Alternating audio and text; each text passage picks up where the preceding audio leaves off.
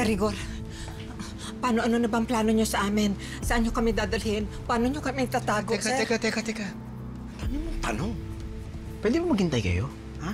Eh kasi masyado na kaming mainit eh. Kailangan na namin lumayo dito, sir.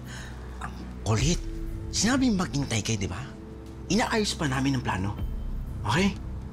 Kaya ako nagpunta sa inyo dito para sabihin sa inyo na nandyan si Rambo.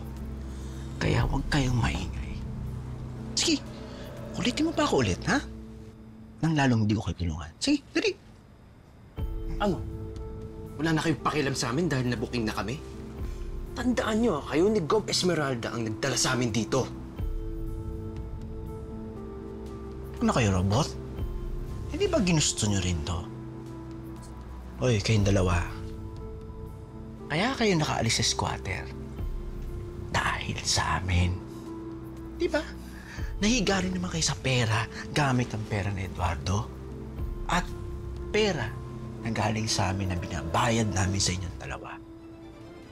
Nasaan ba si Gov Esmeralda? Wala kang kwentang kausap. Siya ang gusto naming makausap ngayon. Nasaan siya? Ano mo? Hindi ko gusto tabas ng dila mo eh. Ha? Nanggigigil ako sa'yo eh, ha? Sir! Sir Rigor! Ako, ha? Si Esmeralda at ako ay iisa, ha? Kung gusto mo siyang kausapin, dadaan ka muna sa akin. Ha? Tama na, sir. Tama na. Pwede naman natin pag-usapan ng maayos to, sir eh. Magkakampi naman tayo, diba?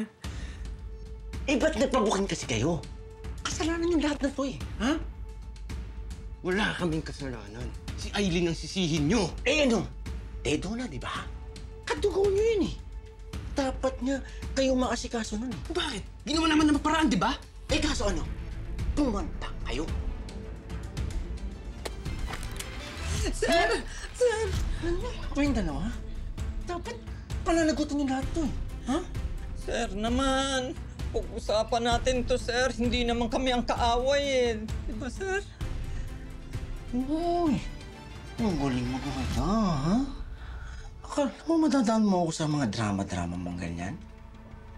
Kilala ko kung ang likaw ng bitukan ninyong dalawa. Ha? Lahat gagawin ninyo alang-alang sa pera. Hindi ko kayong pagkakatiwalaan, ha?